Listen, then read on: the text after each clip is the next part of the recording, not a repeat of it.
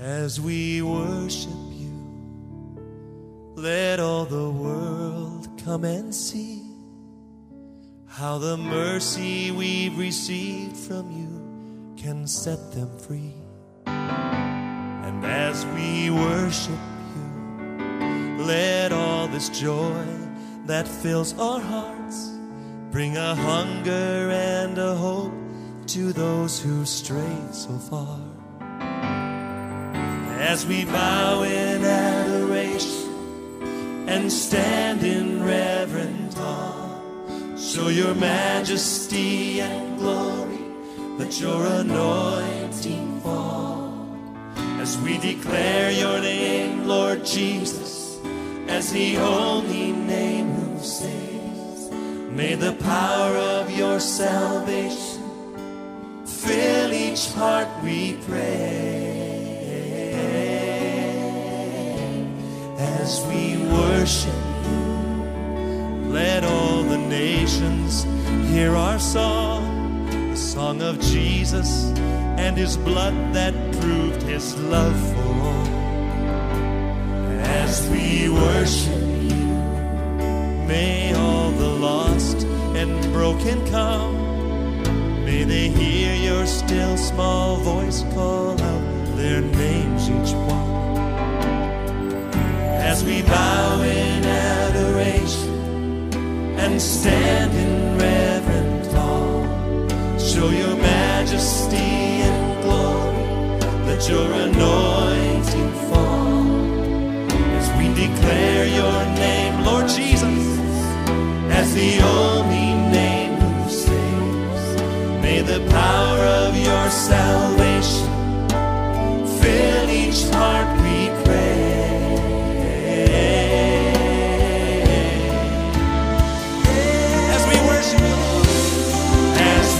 Worship you, let all the world come and see how the mercy we've received from you can set them free. And as we worship you, let all this joy that fills our hearts bring a hunger and a hope to those who strayed so far. As we bow in adoration and stand in reverent awe, show your majesty and glory, let your anointing fall. As we declare your name, Lord Jesus, as the only name who saves, may the power of your salvation fill each heart, we pray.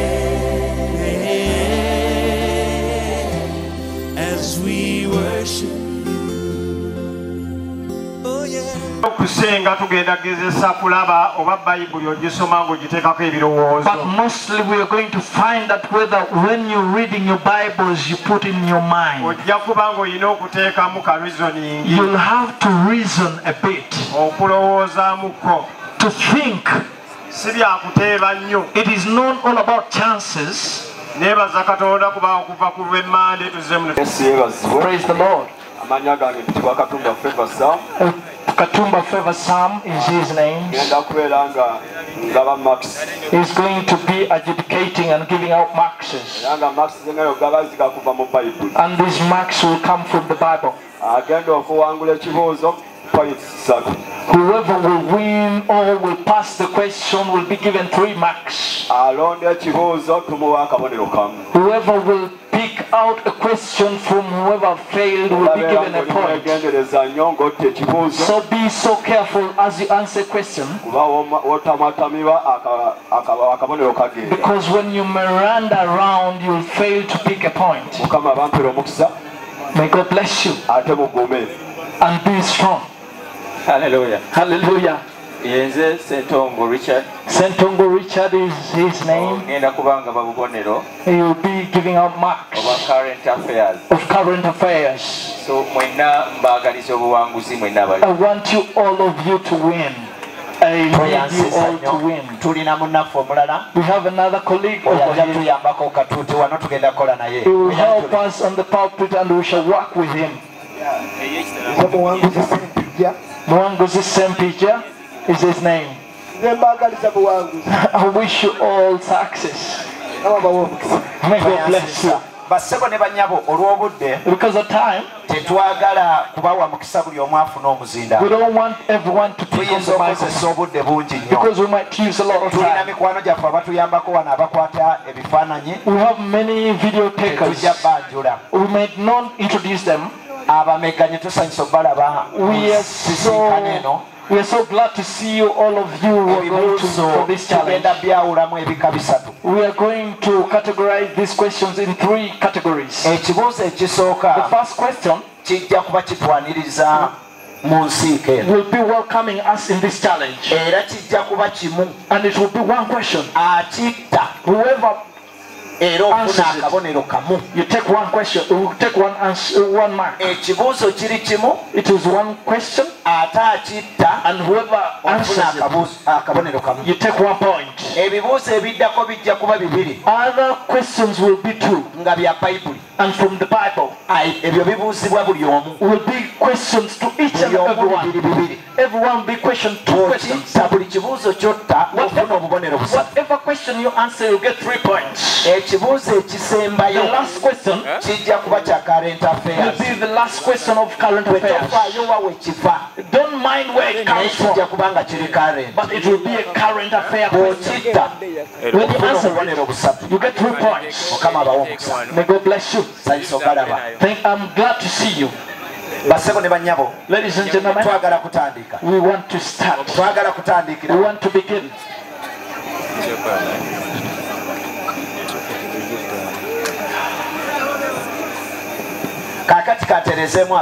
Now let me correct something. Those ones who pass together, 2 of them, they regret. When a colleague has been questioned and he has failed to answer, it is okay to say Ajambo, I pick out that question. When you pass that question, we give you a point for that. When you fail, you lose a point for trespassing to another one's project. Understood? You've understood all the people who are going for the challenge. I want to request, please close your eyes as we pray. Pastor Traha, please pray for us. Have a prayer for us as we open this part. Katonda omulungi ow'eggulu n'ensi tukugulumiza era tukwebaza olwa byonna ebikolebwa mu kifo kino. Manyi nti byonna nteekateeka zo era tubulwa okuba obulungi bwo ayi Mukama. N'olwekyo tugenda mu kabbi kano, manyi abantu bano Mukama balina okubiikirwa okw'amaanyi mu ebyo bye bagenda okubuuzibwa. Bawa amagezi, bawa okumanya, bawa okutegeera.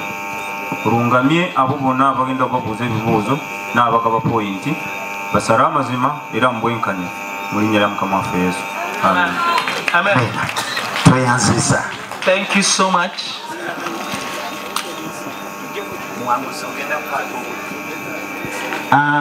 Buli omu alina Bayibuli ye?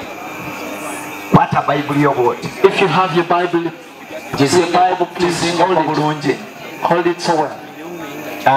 Muwanguzi ojja kuteeka omuzindaalo ogwawo wansi. Mr. Muwanguzi will place for us a microphone over there. Nenda kwogera ekitabo. I'm going to mention a book. Njogera essuula. I mentioned the chapter. Njogera olunyiriri. I mentioned the verse. Obikule. And you'll open. Asooka okutuukawo. Whoever first yabako omuzindaalo. That one will be the first n'asoma. And will read. Mukama yeebazibwe. Praise the Lord. Gusembeze wano ssebo. Put it over there. Over there. Nkiddamu todduka kukwata omuzindaalo ng'okyabikula. Do not run as you still open. Ojja obikudde essuula n'olunyiriri I want you to come when you've already opened the chapter and the verse. Bayibuli ogirina? Do you have the Bible? Mbimbulira. Open for me. Ekitabo ky'okukungubaga. The book of Deuteronomy. Lamentation. Ekitabo ky'okukungubaga. The book of Lamentation. Somera essuula ya 5 chapter 5 verse 7. Nedda. No. Wagamba bwe wati. This is what he says. Kitaffe baayonoona sokoleke. omuzindalo guteeke wansi. Put down the microphone. Bika ku bayibuli yo. Open your Bible. Close your Bible. I've said, Osituka bayibuli yo open, come out when you've already opened your Bible. Do not reach here and then start opening. Okay? Close your Bible. Close your Bible. Bwetwogera nti tetulina kibi twekyamya fika songa n'amazima gali mu erinnya lya gwani. What is your name? Akabonero from Luweero. akabonero kamu. 1 point. Basawo ne banyabo ekyo kye kibadde kibaaniriza. Ladies and gentlemen, that is just the introduction to this topic. I want to take you to another question. Someone who is going to question you the next question. This is the major one. erinnya lyange nze biyinzika Godfrey. Kisa omulala omuntu. We shall give a chance to someone else from another district. Do we understand that? Obanva eno nga nzire Where should we begin from? From here? eno kale Okay, we are beginning from the left-hand corner. district ki? From Kakumiro district. Kakumiro district. Ddamu ekibuuzo kino ofune obubonero busatu. Answer this question and you get 3 points. Yesu ne Yokaana Omubatiza baalina oluganda. Jesus and John the Baptist were related.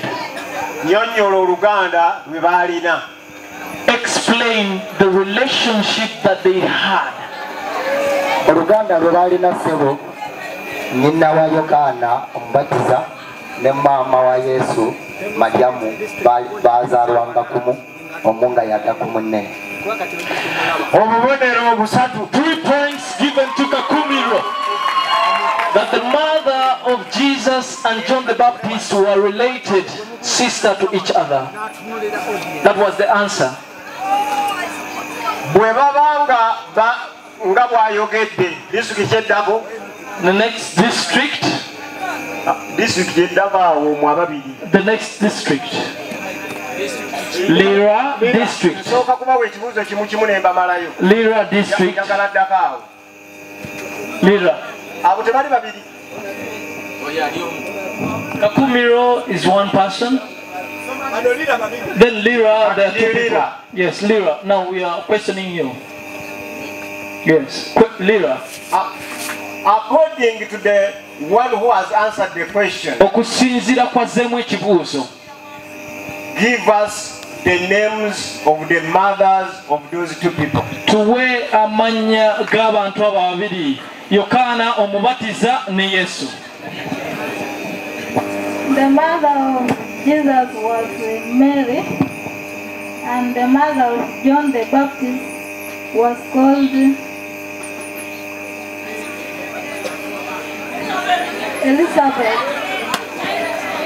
Obubonero busatu. 3 points to Lira. Disitulikiti kyendala eddako. Next district. Busia ye district eddako. Busia is the next district. Abantu abo babiri aboogeddwako. Those 2 people that have been mentioned, Omubatiza ne Yesu. John the Baptist and Jesus. Ombyani yali asinga munne era yali amusingako obukulu ki? Of the 2, who was older than the other one, and of how Ansa bbiri ani yali asinga munne era yali amusingako obukulu ki? we want 2 answers. Who was older and of how many years?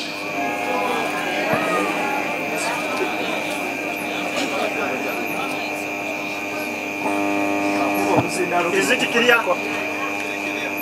Is it clear? Chiri okay? The microphones are off. The 2 microphones are off, wireless.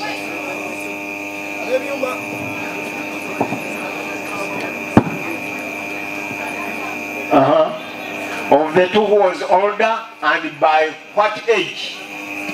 John the Baptist was the older. It's fine now. John was the elder. Naye simanyi bukulu, simanyi renji yali amusinga. Munakuyamba.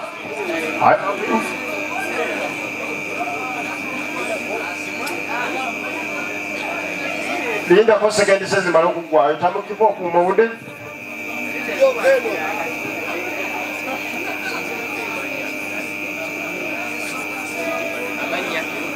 Ajambo Sharon. Ajambo Sharon. John was the older. Era yali asingako Yesu emyezi 6. Akabonero kalamba. John yali mukulu wa Yesu era yali amusingako emyezi 6. Bayibuli egamba nti Mariyamu bwe bamala omugamba nti anazaala Yesu. When Mary was told that he will have birth to Jesus, n'agenda okulabako omukulu we Elizabeth. He went to visit her elder Elizabeth, eyalina olubuto olw'emyezi 6 era bwe yawulira okulamusa, who was 6 months pregnant, omwana munda ya Elizabeth n'abuukabuuka, and the child had to jump over in this myezi 6. District kyeddako. Which district is that? Kalungu District is next. Kalungu district is next.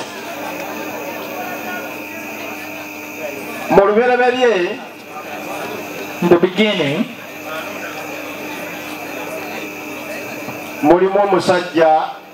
there was a man,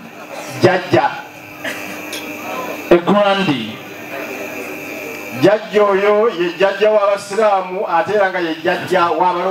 And that grandee is a grandee of Muslims and the born again. How does it come about? yali Abraham naye yabwesti bwe bali mu Misiri bwe bagenda okuva e Misiri baavayo n'omuntu gwe baali bayita Hagari. Kati Hagari najja n'azaala Ishimayiri, ate ne Saala n'azaala Isaac ne tuba nga tondisibuka then Ishimayiri abasiraamu bwe basibuka. Obubonero busatu. 3 points given to him because he has answered a question saying that Ismail belongs to the Muslims and Isaac to the Christians. What is the next district? Wakiso district. Jesus, through the angel, he sent a message to 7 churches, and they were therefore, they represented stages the Church of Christ would go through.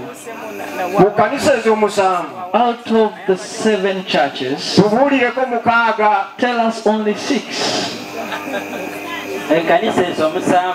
The 7 churches we have: Ephesus, Laodicea, Sumna, we have Sumna,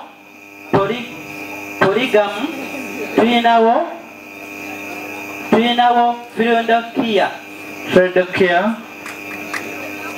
Those are 4. 5. Remaining 1. Ephesus, Laodicea, Sumna,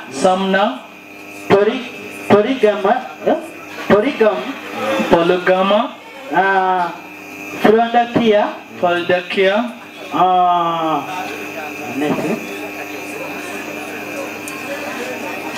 Only 1 remaining. Suatira. 3 points given to that district of Wakiso. 3 points awarded to Wakiso district. What is the next district? Kayunga district. Kayunga. In the Bible, there is a father to the twins, and a mother to the twins, and the elder of the twins, and the young one of the two twins. Tell us the two twins. Tell us the mother of the twins, the father of the twins, and the two twins, the elder and the young one.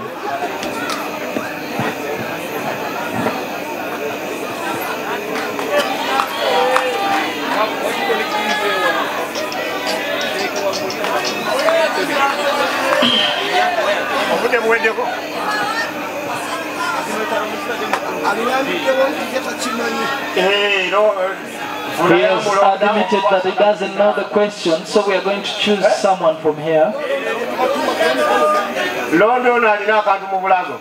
Choose someone with a scarf over here around the neck. Say where you're from. Nantongo Stella from Avanakaseke district. The father to the twins was Isaac, and the mother to the twins was Rachel. The two twins was Esau and Jacob.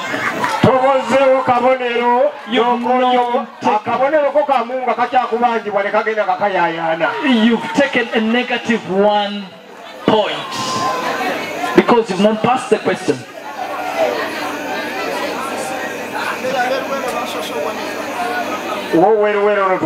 Luwero district, you have the father to the twins is Isaac. The mother to the twins, Rebecca. The twins, Jacob and Esau. You've not been understood. Who is the elder? Get the microphone. The elder son is Esau and the young one is Jacob. A point has been given to Luwero. A point has been given to Luwero district. District over there. Masaka and is only standing alone. Is a single challenge. Is on Yokana John.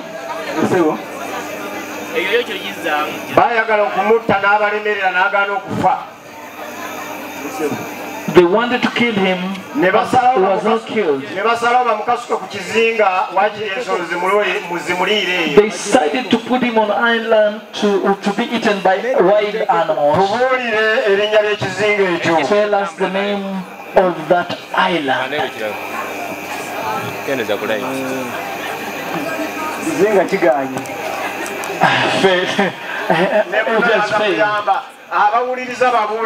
The listeners, tell them the name of the island. Give him the microphone.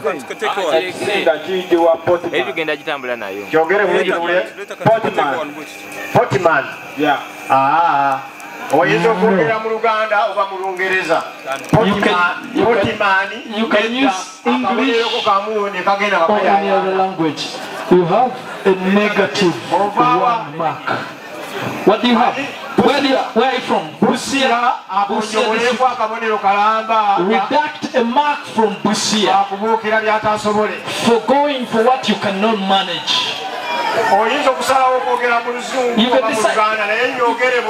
You can decide to use English or Luganda, but use the right word.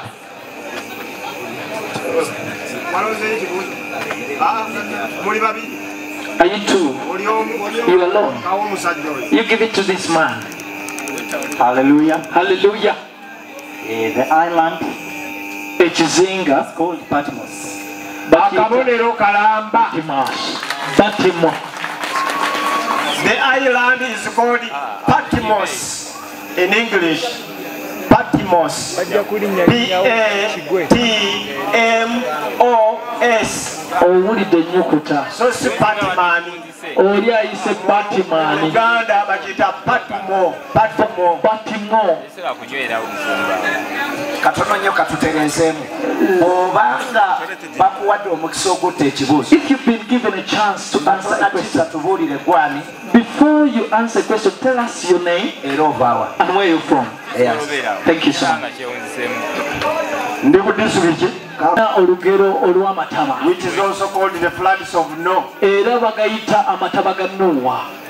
Very many people survived the flood. Tell us the names of those people who survived the flood.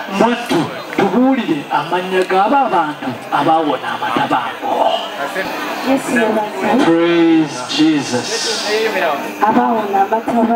Those who got saved from that flood.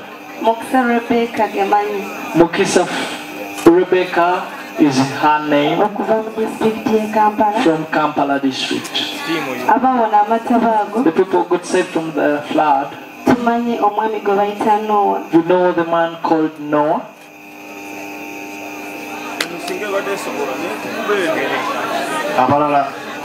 The others.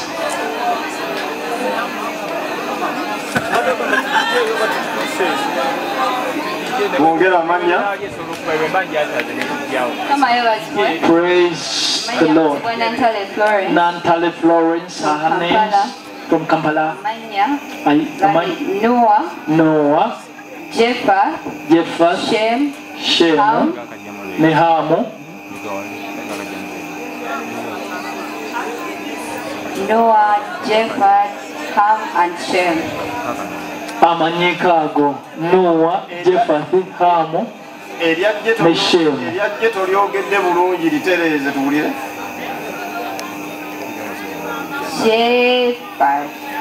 Jephthah.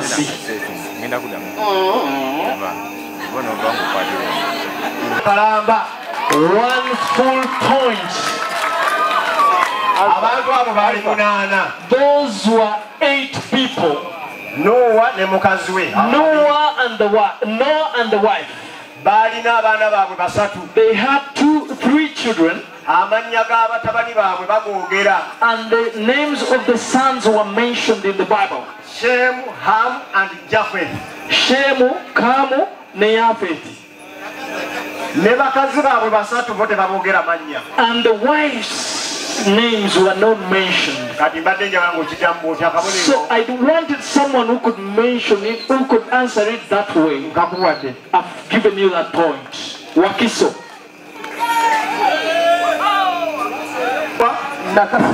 We are now to Wakiso. Nakaseke. Nakaseke. Plans. But Joseph did not make a clan. Why did Joseph not make a clan? Why didn't he? Please answer that question. All the male children of Israel made clans, but Joseph did not. Why isn't he mentioned among the children of among the clans of Israel?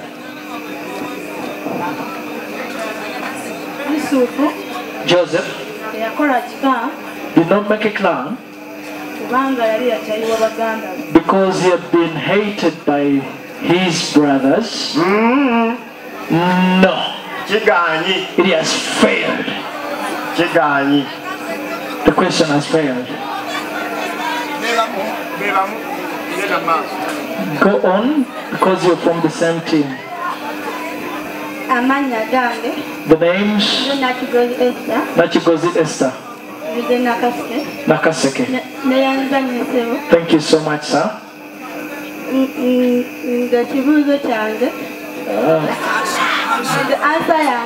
The reply, the response.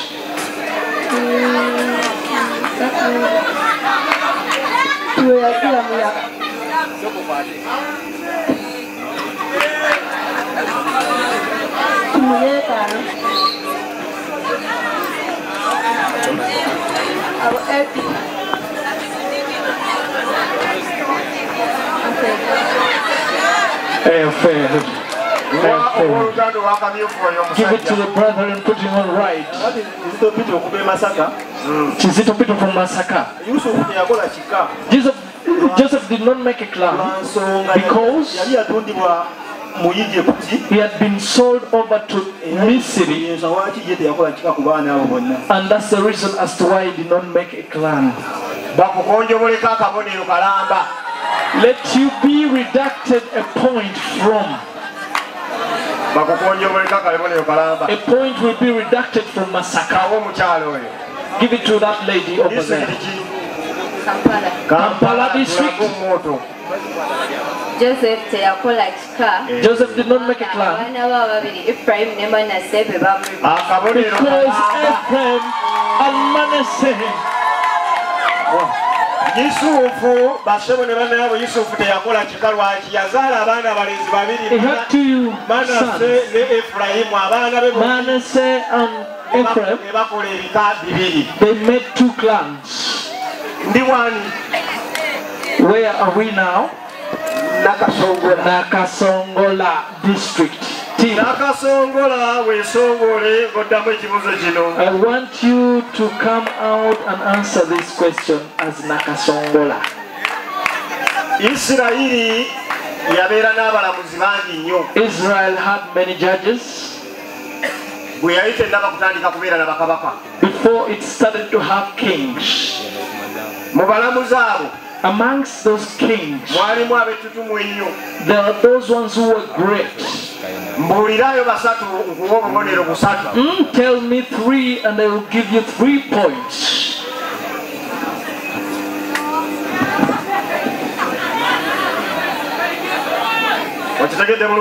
Have you understood the question?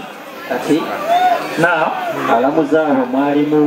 amongst those judges there were there was Samson.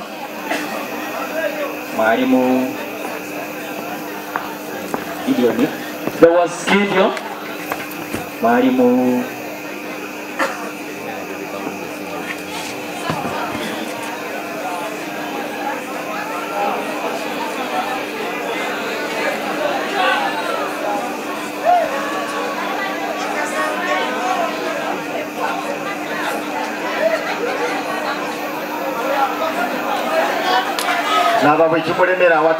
He has failed. We are giving it to which district?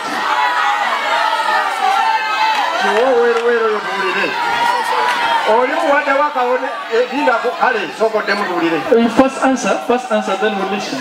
We hear what you're answering. Israel had 3 judges. The first one was Gideon. Samson. Samuel was the 3rd one.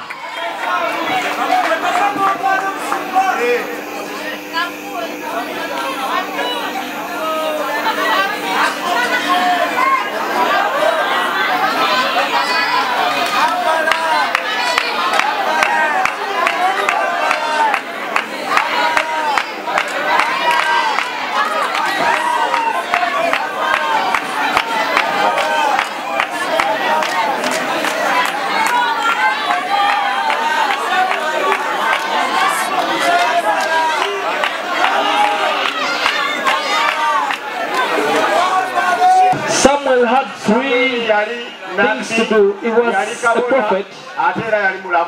He was a prophet, a priest, and he was a judge.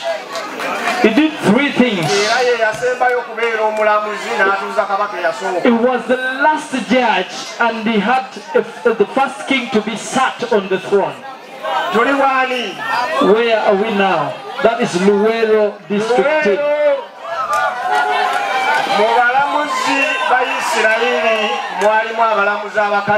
Amongst the judges of Israel, there were female judges. Okay, tell us only one judge who was a female.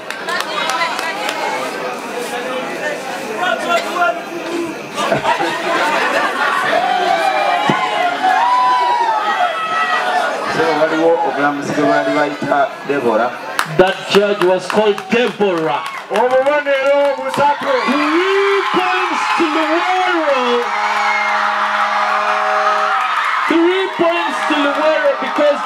judge was Deborah, and that is the name of the female judge, Deborah. Now, I want to take a break, and me, Mugaira Noah, Migaire Noah. Just look at him so carefully, because his questions are really so easy. Those ones who were scared of him, please get strong. Have the courage because he's present. Don't mind where the question is coming from. Give the microphone to the first. It's called Kanyesi district.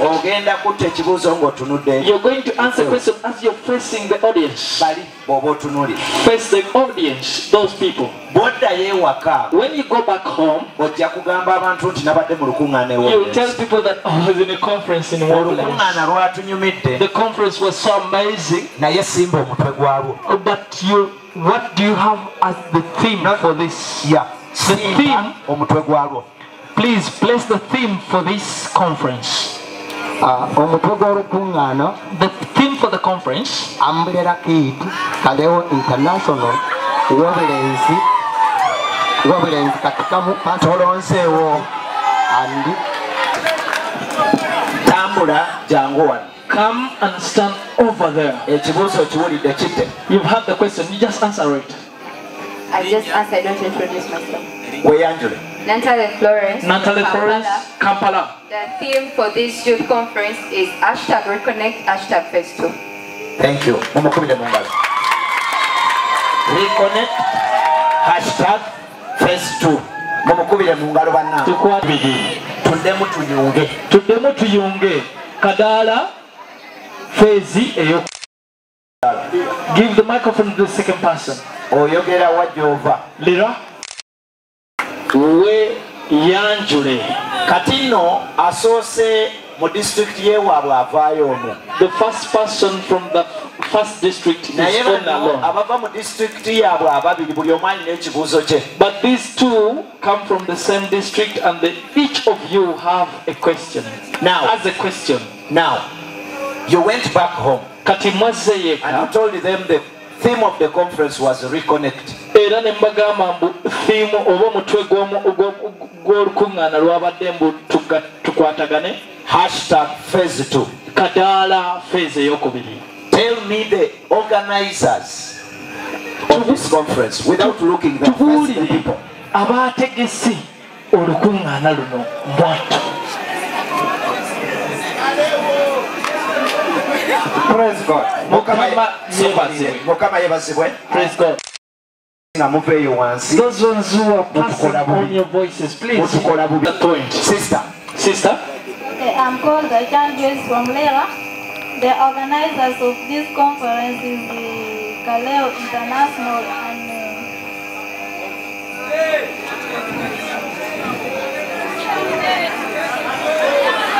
Tolonzeewo kabonero. Ayogeddeko Kaleo International, and you've not taken any point from that.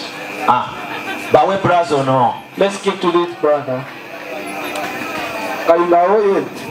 Hallelujah. Kayunga, hallelujah. Your name and the answer. Amanya Benjamin Mordecai. Benjamin Mordecai. Abategesi. Mulimu Umbrella Kids. Umbrella Kids are the organizers. Kaleo International Ministries. Kaleo International Ministries. Nekatikamu Pastors Fellowship. And Katikamu Pastors Fellowship. It is only Umbrella Kids. We give you 3 points. No. You've just taken a point from a colleague. You'll take 1 point. Kayunga, you have a point. Give the microphone. Sister. If you say the Umbrella Kids are the organized, Umbrella Kids, mention other 2 organizations that have worked in conjunction with the Umbrella Kids to organize this conference. As you face the audience.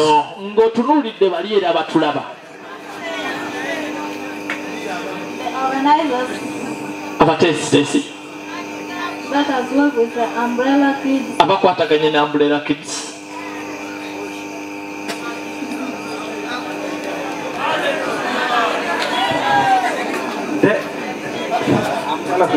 The organizer is look. Okay. Kaleo International. Kuliko Kaleo International. Wamba Lazy Cathedral Pastors Fellowship. Nekatikamu Pastors Fellowship. Basebo ne banyabo mukama yeba. That man, because of the language, I've also freed to stop him from a point. I've given him a point in the name of Jesus. Thank you so much. Let us give this one. What is the name? Nyama Benfos Asoga.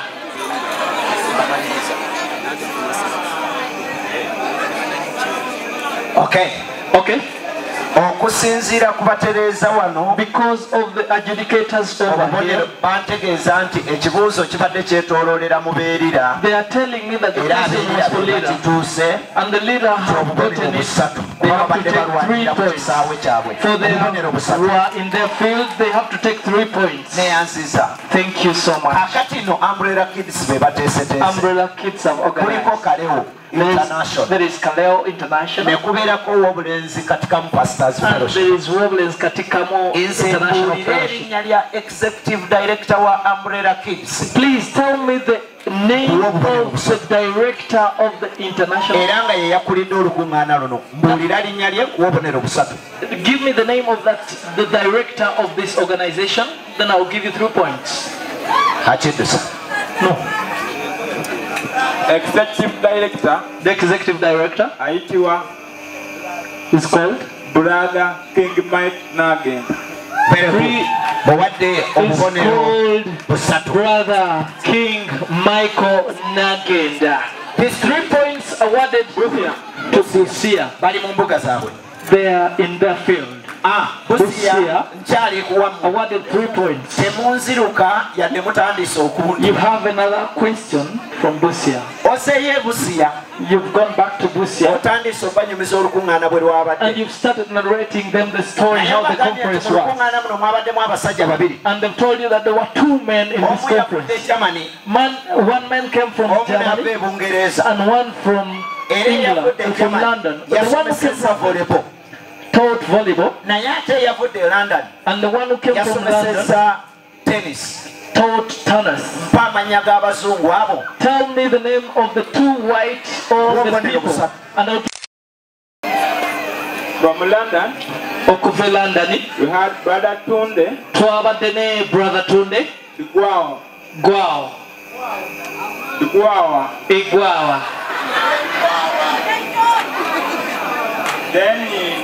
Then era from German, we had Dinke, Halma.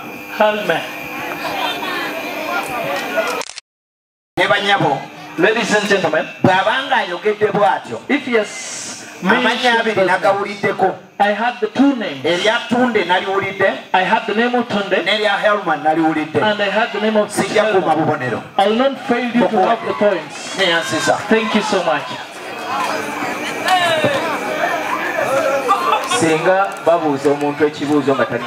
If you ask the question before you answer the question and you raise your hand, we shall deduct a point from you. Thank you. Your name? Jabal Laban. Kalungu, I'm so glad to see you. You came from your home and you heard an announcement. They told you that this conference will have people from diaspora. 4 of them. ng'ogenda kulaba bana. And you came here knowing that you will find 4 people. Erinnya ly'omuzungu omu eyakumazeemu amaanyi. Give me the name of one Englishman that discouraged you. Lukuŋŋaana ng'omulaba ku kipande naye nga tazze. When you reach here and you did not see him. Bw'ompa erinnya nga nkuwa obubonero busatu. If you come here and tell me the answer, I'll give you 3 points. Genda otuule. You've not understood the point? Ab'e Kalungu tewali amulonze. People from Kalungu. Abali awo sigenda bakkiriza kuba musoma. I will not ask question because you're reading the chapter.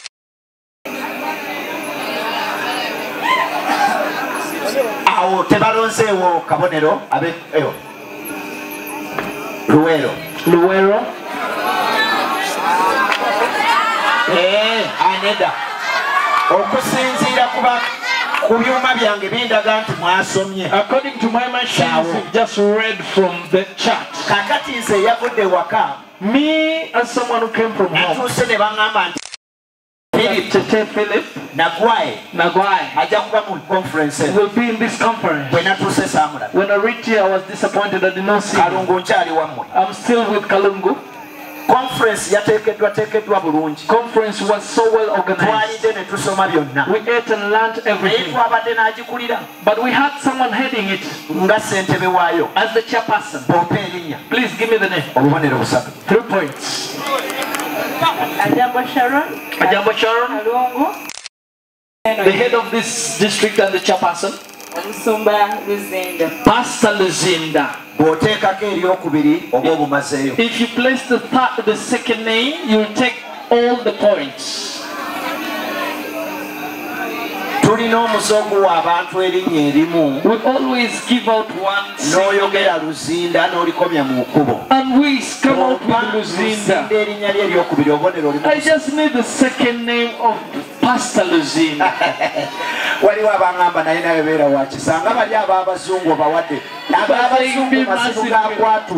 the white names are hard to mention, but the Ugandan names are so easy. Luzinda who? Someone Mulonde. Come out. Pastor Luzinda Moses. It's called Pastor Luzinda Moses. Obubonero busatu. Akabonero kamu. 1 point to Luwero district. Mukama yebazibwe. Where are you from? Wakiso district. Mukama yebazibwe. Praise God. Wavewa mwengo osibudde nti ojja mu lukuŋŋaana. You came era bakugamba nti lwa bavubuka. They told you that it was a youth conference. Era awo nnaku olukuŋŋaana luno kwe lwatandikira. Please tell me the day and the date that this conference began, and I will give you 3 points. This conference began on the date nga munana 8th December ku Sunday. On Sunday. No.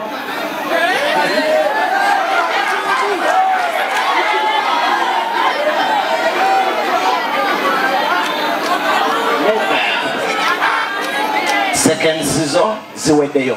Lwatandika nga mwenda. It started on 9th. Thank you. He is not taking. Basebo ne banyabo. Ladies and bino gentlemen, byebibuuzo bye tuddayo ne bitulema. These are the questions naye nga twabadde mu lukuŋŋaana. But we've been in this. Ekibuuzo owewa abadde waawa. You're from? Owewa Kisa Mulonde. Takalina tutwala oli owe Kalungu. Wakiso is alone. Let's take Kalungu. Owe Kalungu. Kalungu. Simba ennaku z'omwezi nze wa kabonero. Place the date and I give you a point. It started on 8th. It was on Sunday evening.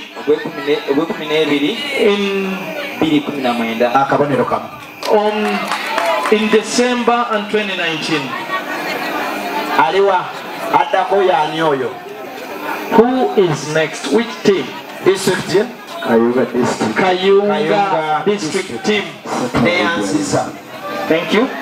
Kakati now newankubadde ng'olukuŋŋaana luno lwatandika ennaku z'omwezi 8. All these conference started on 8th. Naye ffe mu butongole, but officially, tubala nti olukuŋŋaana lwaggulwawo ng'ennaku z'omwezi 10. We count 10th as an official bw'obuulira omukulu. But if you tell me the ministry from which the special guest opened the day, I'll give you 3 points.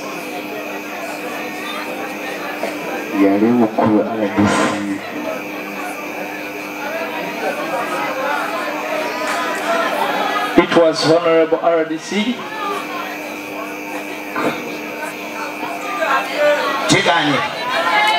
Failed. Kayunga is saying we still have the field on us. Hallelujah. Hallelujah. It was Honorable RDC of Luwero, because I can even remember the word she said, that it is officially open. RDC Weruwero Chandimaze, RDC of Luwero, RDC Namulinda Phoebe, Namulindwa Phoebe. 1 point to Masaka District. Masaka District has taken a point from Kayunga. Ladies and gentlemen, praise God. Let me please come out of this conference and move outside over there. There is someone I've skipped. He has a complaint. He has mentioned that it was the RDC. The question was clear. Who opened and from which office? If you come up and tell me that it's the RDC and don't tell me the name, I fail to know who you are talking about. Give the question. Now, my friend, hold the microphone and stand over there. You love me over here. I'll do it this way. Look at the audience and do not poke it. Which district do you come from? Kayunga district. Now let me do it this way. Me who was in this conference in Luwero, I got the opportunity of understanding, of knowing the spokesperson of police of the region of Masaka, assistant superintendent of police, and is at the rank of assistant superintendent of police. So if you give me the name of the assistant superintendent of police, Masaka, I'll give you 3 points. He was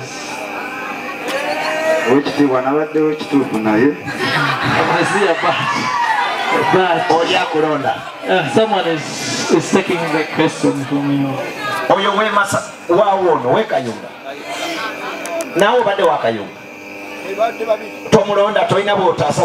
You don't have any way you can set the point. So the next person. He was Afande Kanga for Paul. ASP on the superintendent of police in Masaka sub-region. Stand over here and introduce yourself in the same. If you were told that Afande Kanga, you know that he called his boss.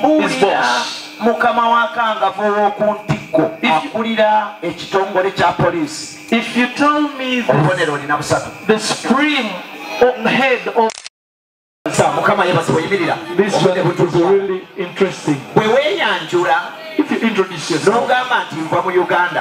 And you tell people that you're from Uganda. There is someone who has disturbed this government so much.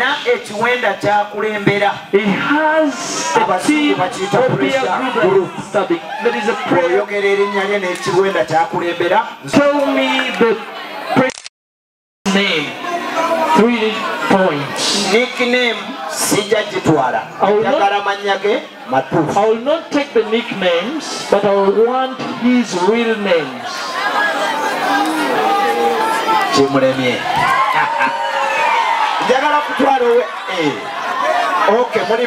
Same district. This is Team Kampala. Florence, Kampala. Florence from Kampala. Honorable Robert Sentam Chapulani. Honorable Robert Sentam Chapulani. And from the peer group called People Power.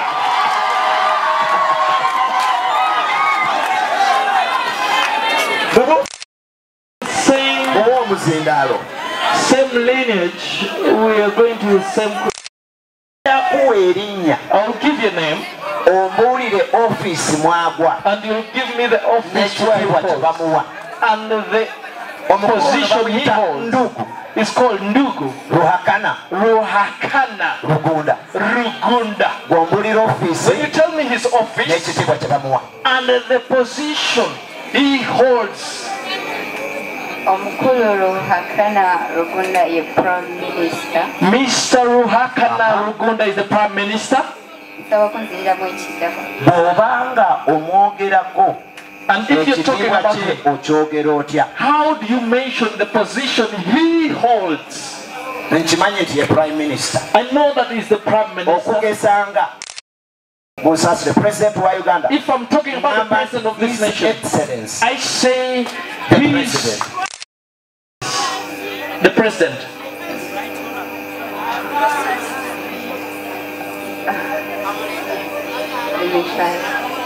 Right Honorable. Right Prime Minister. Honorable Prime Minister. Uganda. Which district do you come from? Let me please hold into your hands. Thank you so much. Thank you so much.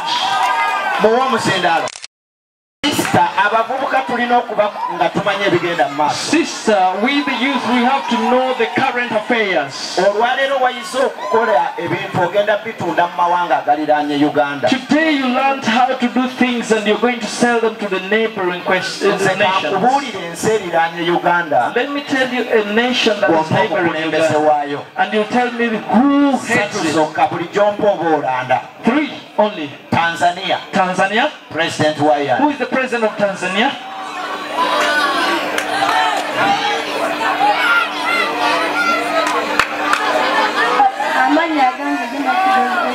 Machikozi Esther names from Nakaseke.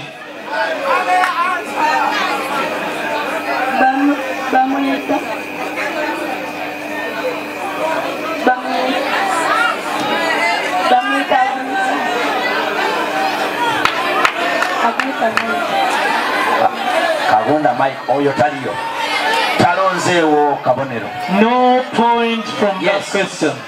Tutwale omukulu ow'ekkooti ye yasoose. That gentleman in the court was the first. I tell you the nation, Tanzania. His Excellency John Pombe Magufuli. His Excellency Pombe John Magufuli. From Burundi. And you tell me his name. He's Pierre Nkurunziza. His Excellency Uhuru Kenyatta. Uhuru Kenyatta from Kenya. Kalungu district taken a point from that question. Oyo akuta omuzindalo yimirira. Stand up.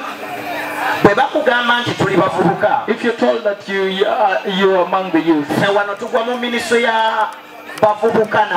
who fall in the youth or in the youth department and kids, give me the name of the minister who is in charge of the youth you take 3 points.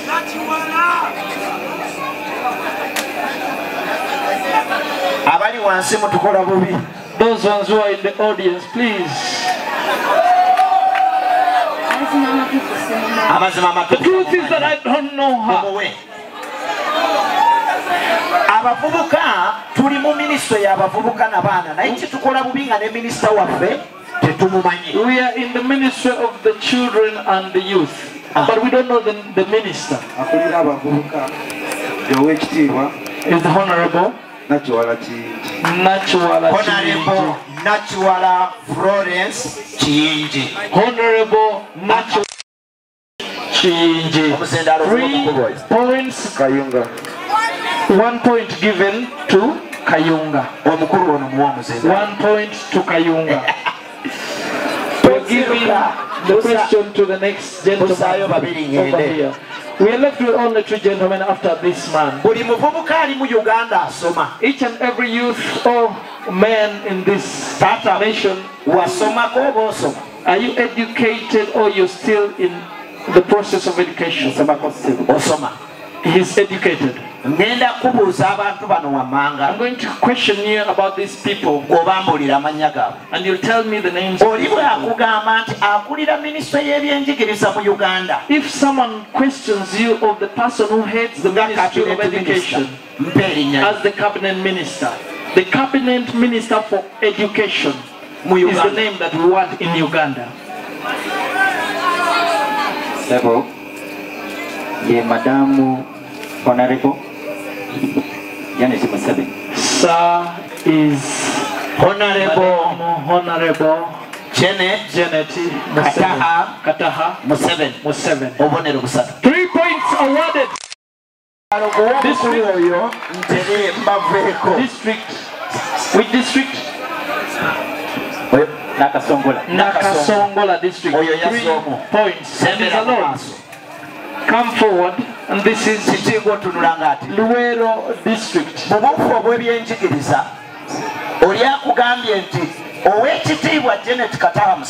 Someone has told you that the Honorable Janet Museveni is the cabinet minister for education. Who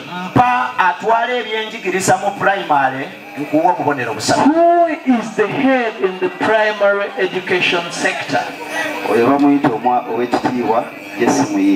It's called Jesse Muyingo, and you've not a single point. Anyone coming out for that? There is no way he can save you. Peter from Masaka. Called Rosemary, the lady Honorable Rosemary Seninde, and a point awarded to Masaka. Let's move towards the same line. Someone has told you that Rosemary Seninde, and someone was talking about Jesse Muyingo, about that ministry has another department, and sports, and that department is called Games and Sports. Who is please tell me the head of ministry or in the same ministry, the Department of Sports. The ministry has that Department of Sports. Please mention the name of the head of that department. You don't have the answer. Let's take this sister.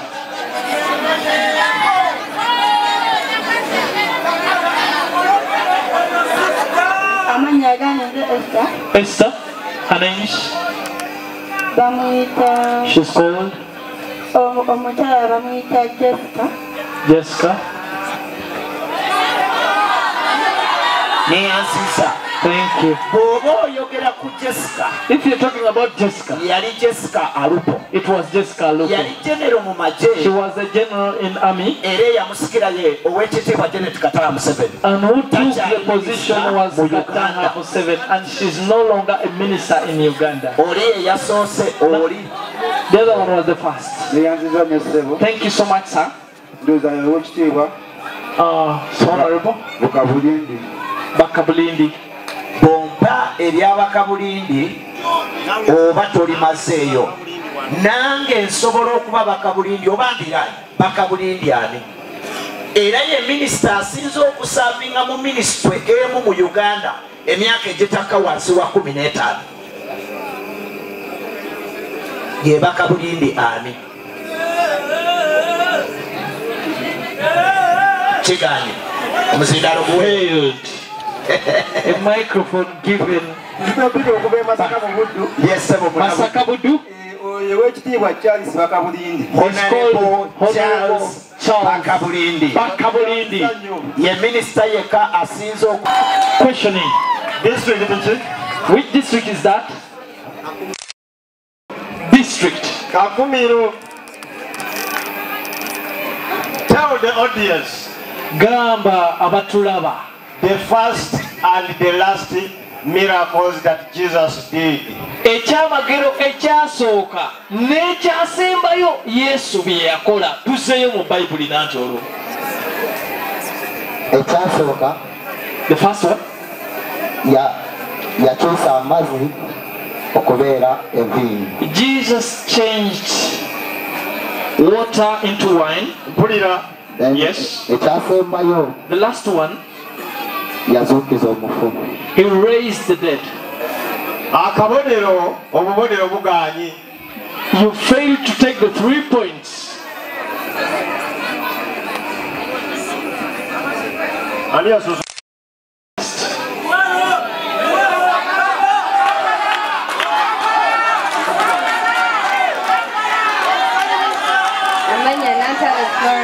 Nantale Florence, the names.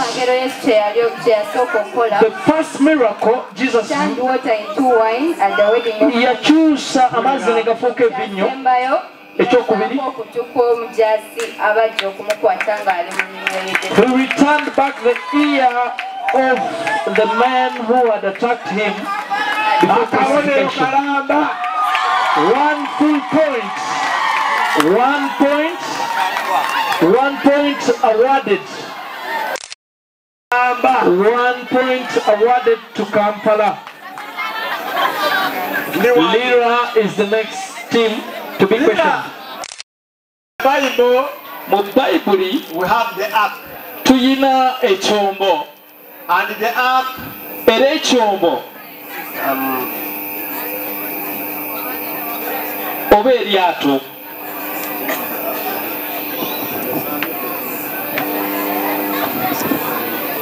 we have the covenant box. Tuyina esanduku y'endagaano. And that covenant box had 3 elements. Era esanduku y'endagaano eyo yayina ebitundutundu bisatu mu yo. Tell the audience what those elements were. Gamba abantu abo endagaano eyo yalimu ebiki ebyo ebisatu ng'ebitundutundu mu yo.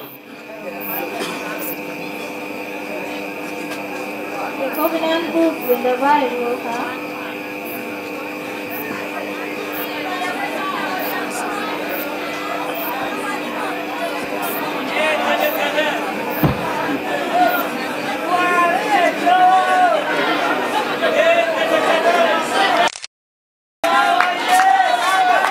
Ekibuuzo kimweganye Munaluwero n'agamba bw'akironda. Luwero has chosen to take this question. Kitambaale tuwulire. You try it and we listen. Mwalimu ebintu bisatu. There were 3 things in it. Mwalimu ebipande by'amateeka. There were charts of commandments. Ne mubaamu n'omugo gwa Alooni ogwaloka. There were a stroke of Aaron. Ne mubaamu n'emmaanu. And there was manna. Nkuwadde akabonero. A point. There was a rod of Aaron. There was manna, and there were the commandments. Busia next. Lira, or Busia. Busia.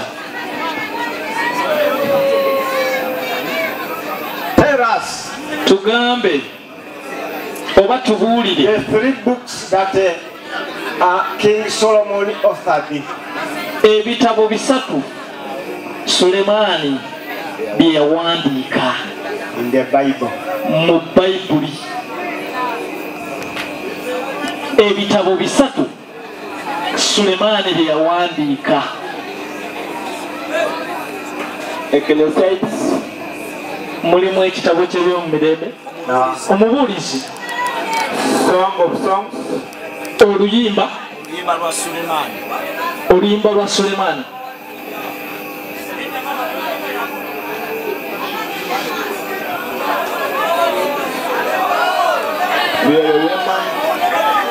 I only know those ones.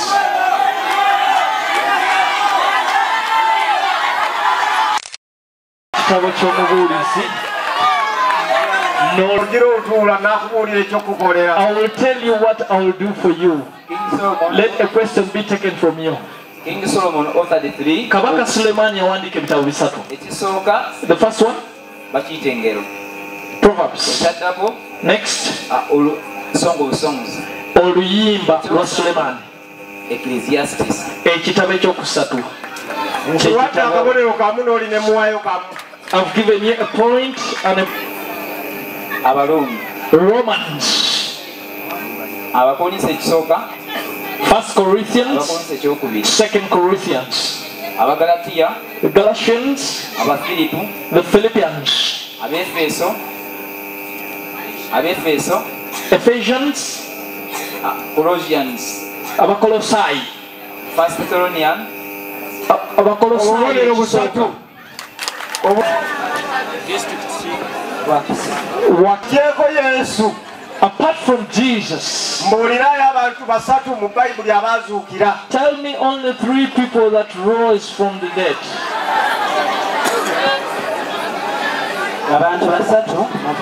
The 3 people from the Bible who rose apart from Jesus. We have the one that was risen by Jesus, that is Lazarus. There was a son of a child of Jairo.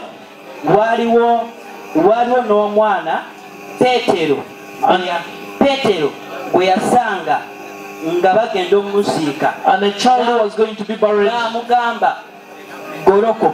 was found by Peter and was told to rise. It was in the book of the Acts of Apostles.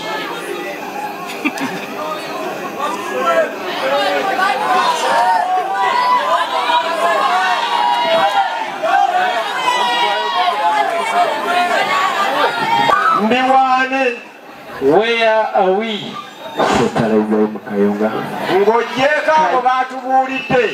Apart from those ones mentioned,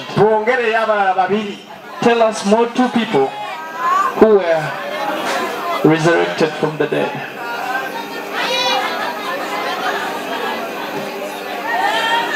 Hallelujah. Hallelujah. There was Tabitha and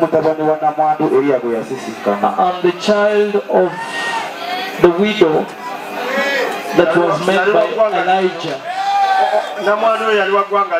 From which tribe was that widow?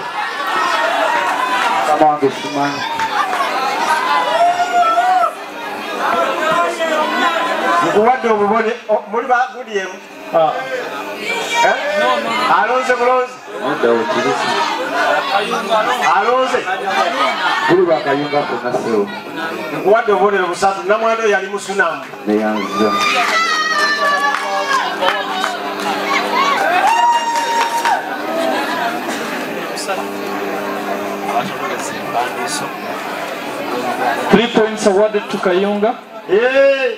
1 question. Masaka district.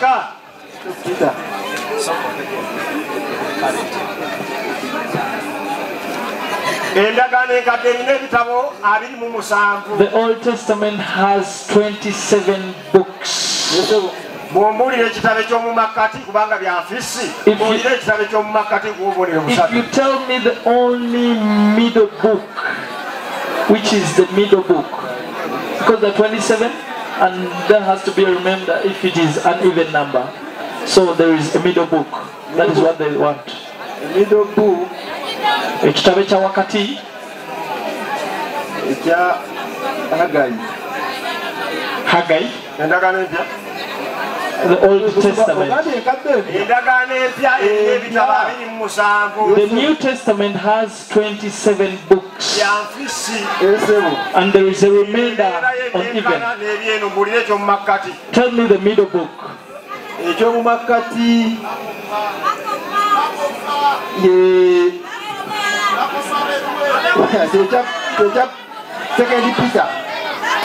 Petero ekyokubiri nedda. It has failed. Have they cheated?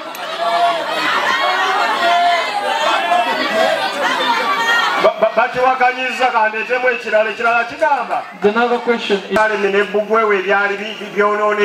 in the struggle of reviving the church of Israel that has been spoiled, there were people who led that campaign. Tell me 3 of them. 3 points for 3 names. Whoever chooses, let him choose that question. That is Masaka. To put back that waliwo abakulemberanga kampeyini ezo mbuuliraayo basatu. Amanya gange Rogers Mwesigwa, his names. Wakiso district. Abakulembera campaign. The ones who led the campaign for reviving the church. Oh, Jerusalem. There was Nehemiah.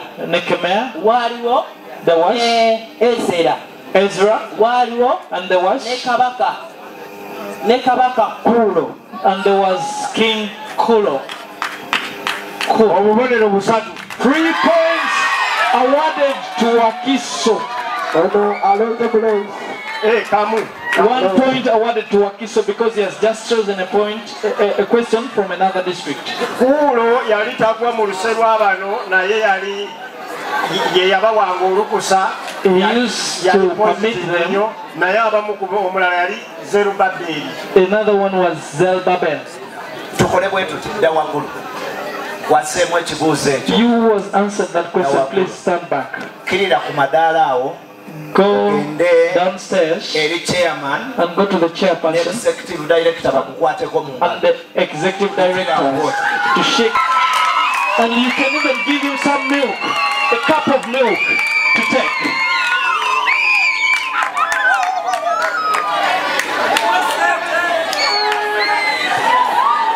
Hallelujah. Hallelujah. Should I bring more? Should I bring more? Where am I bringing? In the flame of fire that is spoken about in the Bible. 3 or 4 men were burned in that frame. Please tell us the 4 people who were in that flame. Yes, you have. Praise the Lord.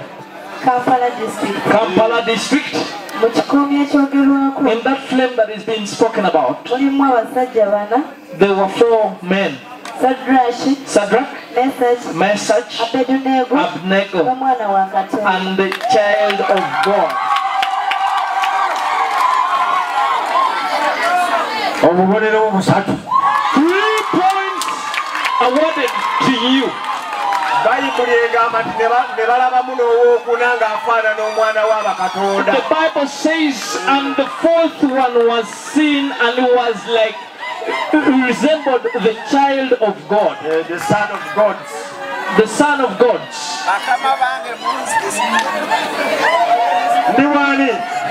Where are we? Nakaseke district. Nakaseke district. Ekitabo ky'okubikulirwa the book of Revelation kyogera ku kalusambulira w'ennamba 666 talks about the 666 egenda okuteekebwa ku bantu that will be put upon the people's foreheads. Egenda kubateekebwako wa? Where is it going to be put?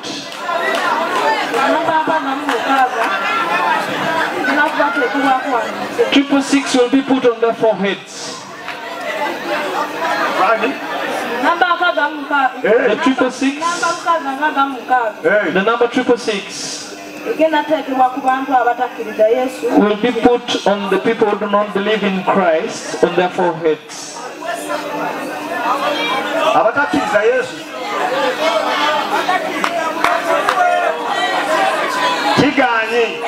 It has failed. You have failed the question.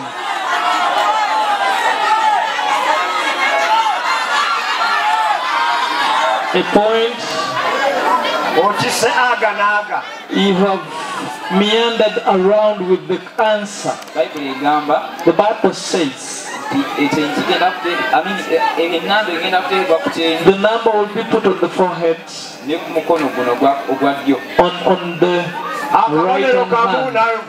on the right hand. 1 point awarded to Nakaseke and 1 point to Kalungu. On the forehead, she mentioned it, and on the right hand side. He has mentioned the 2 places and she has mentioned 1. That's why she takes 1 point. Where are we? Nakasongola district team. What are these? Gosheni, Mala, Mochen, Moria, and Moria. What are they? Gosheni, Goshen, Mala, Moria, and Moria. Moria. Goshen is the place in Egypt where the children of Israel stayed when they are in slavery. Next, Mala is the ocean that has sour water. Moria. Oh, Moria.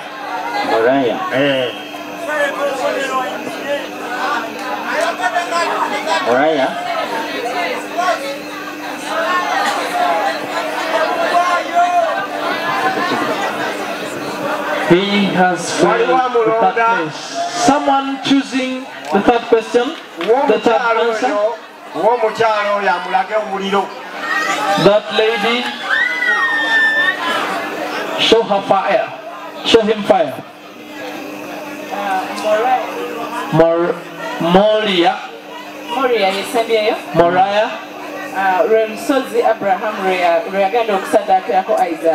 It is the mountain on which Isaac went to sacrifice Isaac. 1 point awarded to Wakiso Ajambo and 1 point awarded to Nakasongola.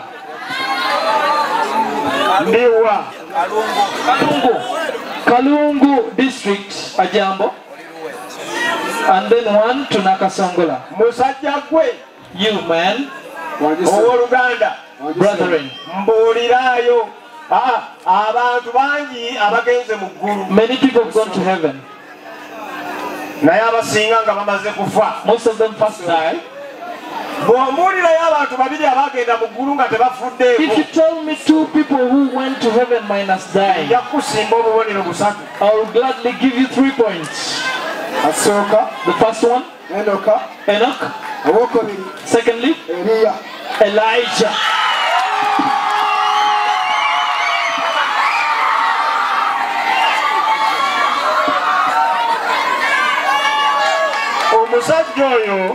That man,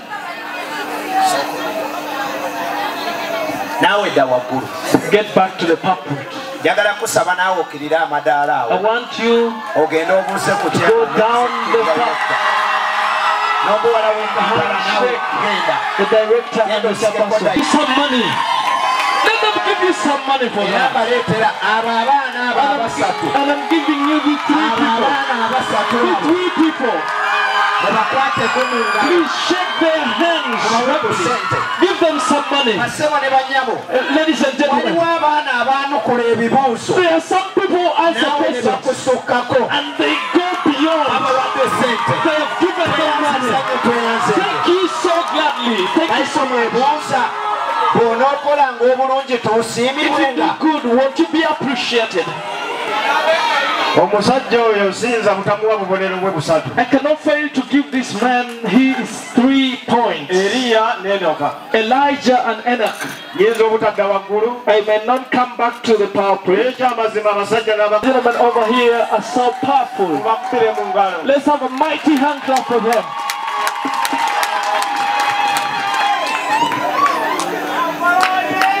And all of you, the supporters, thank you so much.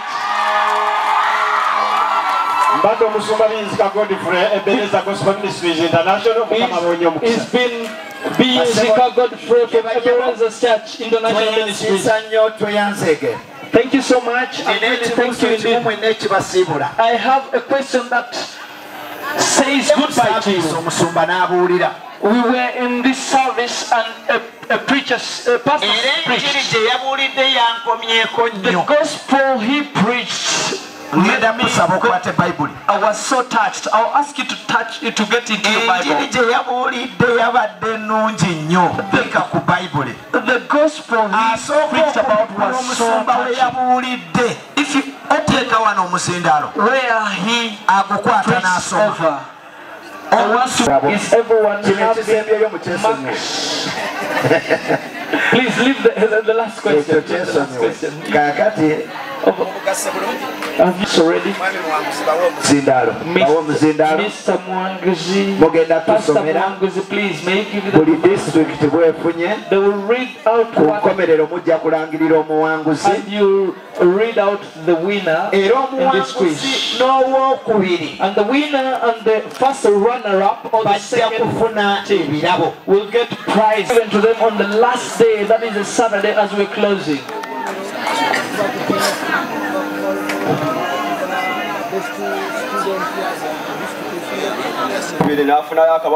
Second point, second question, you had a point, and we removed it, meaning that you have a zero. Meaning that you have a zero. Nakasongola, they went on picking up points, and they have 3 points over there. And they drew with Kakumiro. Masaka, we still have a negative 1 point from you, meaning that you have a zero. Kayunga district. Kayunga has 3 points. Busia district, a point. Kalungu district. Lira. 3 points. To Kalungu, they have 10 points to Kalungu. Wakiso district, they have 8 points. Luwero district, they have 10 points.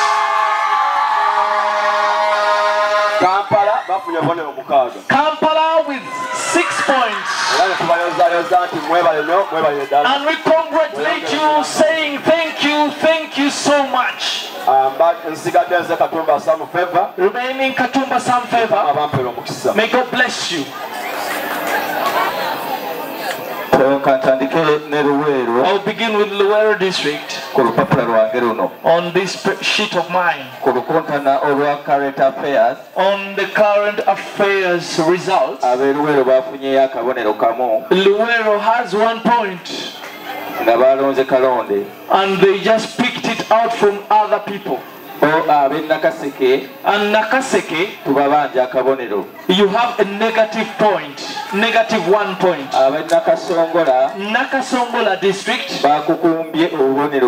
they held 3 points over them. Kampala district, they took 7 points. Kakumiro district, they don't have any single point, that is a 0. Masaka district, they have 6 points. Kayunga district team,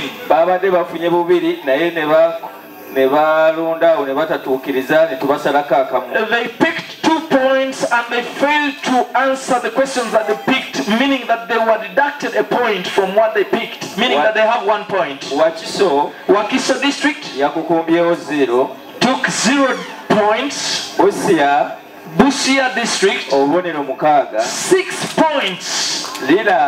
Lira district 4 points. Kalungu district for 3 points. 3 points. Meaning that in Kampala was the best with 7 points in the current affairs. 7 points from Kampala. Masaka drew with Busia with 6 points. Lira with 4 points in the 3rd position. Kalungu in the 4th position with Nakasongola with 3 points. The judge point, the last judge will start. Ladies and gentlemen, according to what has gone on, should I announce? Will you bring here the flight? I have an announcement. There is someone who has lost the keys. If you find them, please put them on that table. There is someone who has lost a Bible, and if amongst you, if there is someone who came with a Bible who is not, which is Luero has 11 points. Negative 1. Nakaseke has negative 1 point. Nakasongola erina obubonero 6. Nakasongola 6 points. Kampala erina obubonero 13. Kampala 13 points. Kakumiro Musumba tegeka ebibuzo bibiri. Kakumiro erina obubonero 3. 3 points from Kakumiro. Abe Masaka balina obubonero 6. Masaka 6 points. Kayunga balina obubonero 4. Kayunga 4 points. Abe Wakiso balina obubonero 8. Wakiso 8 points. Busia balina obubonero 7. Busia 7 points. Asebo ne banyabolira balina obubonero 7. Ladies and gentlemen, Lira has 7 points. Balina obubonero 13. Kalungu has 13 points. Akati wano tetusobola kuvaawo nga basibaganye. We cannot leave this place when they are growing. Tukutule Kalungu. Allow us break. Ne Kampala tumanyani awangudde. Who is the winner between Kalungu and Kampala? Ebibuuzo bibiri. 2 questions. Sembera wano abe Kampala. For both the teams. I'll also question them. 1 point each group. Then we shall close this session. Bano babuuze bibiri. Ne bali bibiri. Ask them 2 questions. Babuuze kimu kimu. 2 questions, then I'll ask them 1-1. Then we shall close. This is what they call a grand finale. Abana basibaganye. They drew. Kalungu district. Your question goes. If you tell me the name of someone who stayed for long in the Bible, who lived for long in the Bible,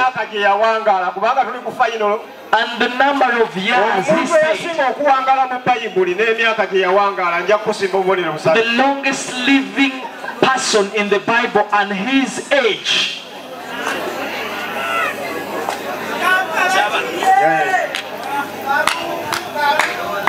Yawangala emyaka 969 nesimanyi linnya lye. He stayed for 969 years, but I don't know his name. His or her name. Have you failed to finish up the name?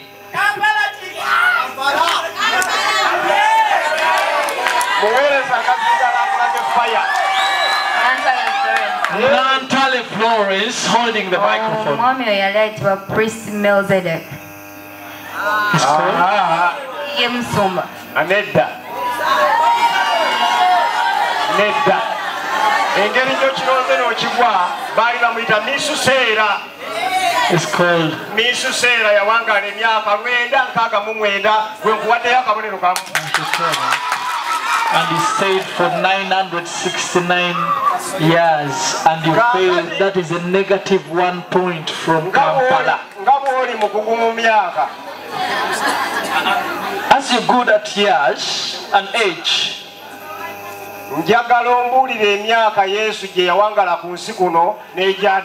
tell me how long Jesus stayed alive on this earth and Adam. Nuwa nawangala emyaka Adamu nawangala emyaka 93. Jesus stayed for 33 years and Adam for 930 years.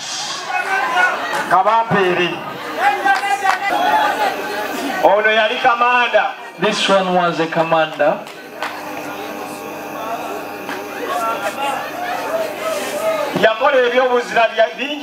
He did many heroic things.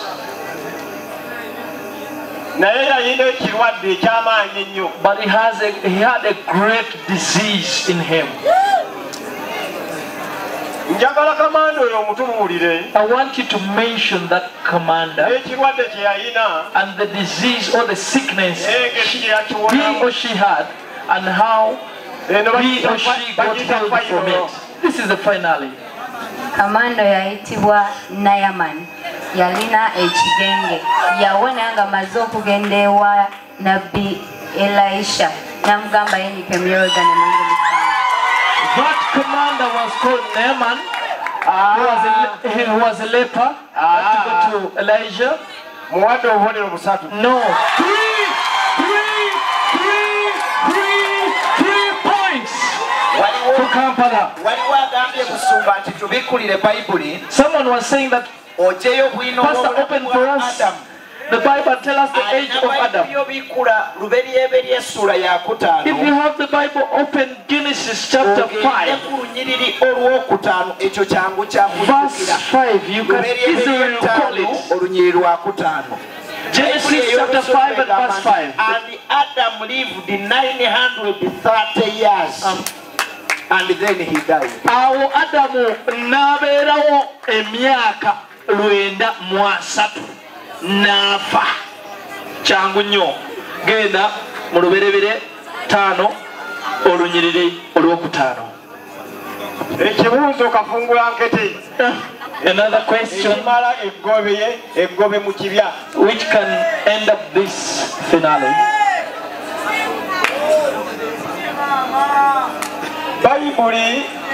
Bible, the Bible.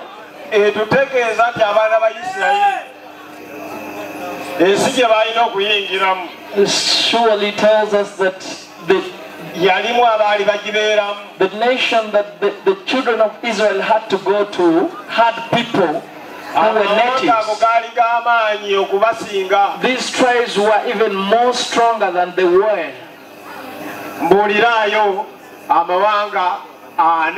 Please tell me only 4 of the many tribes that were in that nation.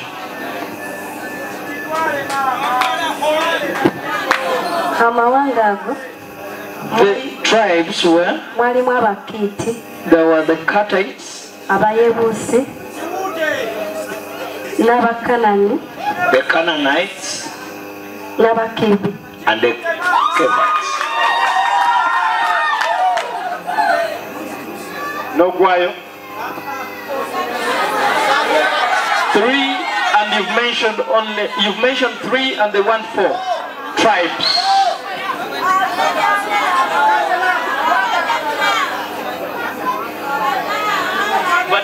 baddemu bamawulire baddemu oyo omukazi muwadde obubonero busatu. 3 points.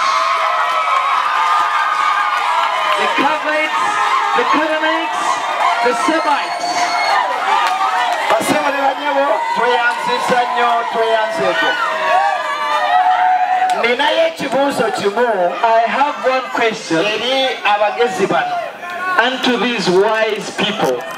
Oli olwaleero today mumanyi ebyafaayo.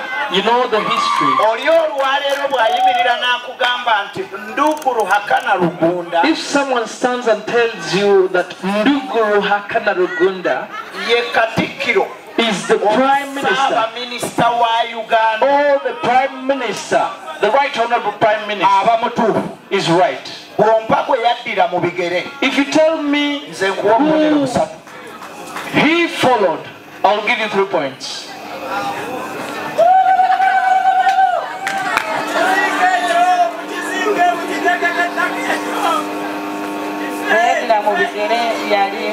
Right Honorable Edward II.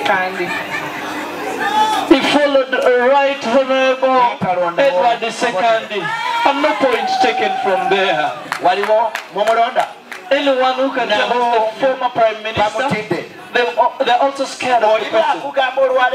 Right Honorable Nduguru Hakana Rugunda ye Prime Minister. If someone tells you that Right Honorable Nduguru Hakana Rugunda, Right Honorable John Patrick Amama Mbabazi, Right Honorable John Patrick Amama Mbabazi is the former Prime Minister of Uganda. We are doing the history of this nation. Someone was talking about the history of this Uganda. He first told me the current affairs and told me that His Excellency Chiwanuka Edward Sekandi ye Vice President wa Uganda is the Prime President of this country. He was right because he was talking about current affairs. If you talk about the former Vice President, I'll give you 3 points.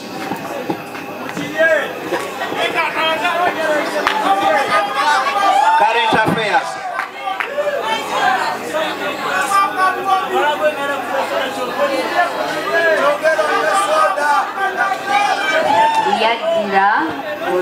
He followed the footsteps of His Excellency Honorable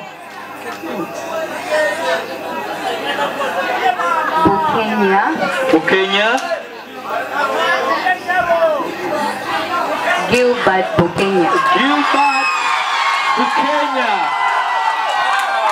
He followed the footsteps of His Excellency Gilbert Bukenya.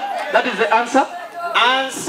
Gilbert Bukenya was is the former president. Chiwanuka Edward II.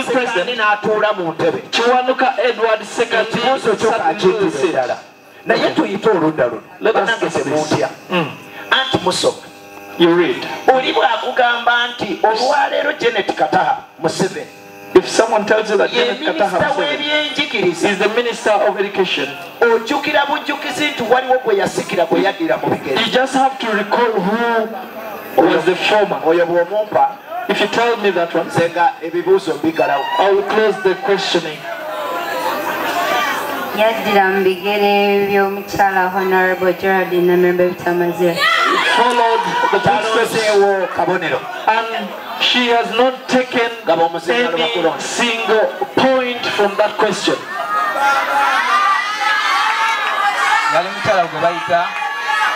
Honorable Jessica Alupo. Followed Honorable General Jessica Alupo. 1 point. Ladies and gentlemen, as you follow the history, when someone talks about Jessica Alupo,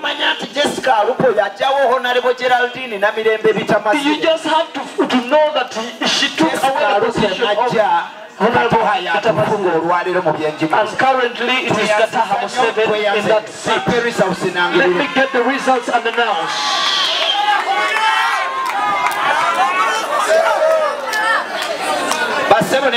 Ladies and gentlemen, the Bible says,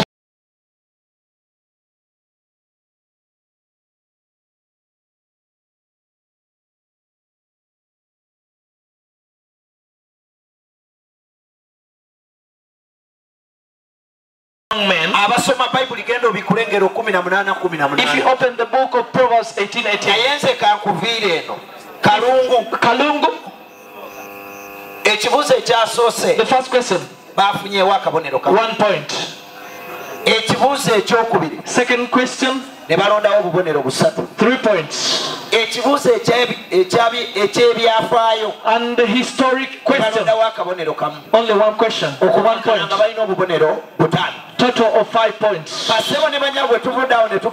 From there we went to Kampala.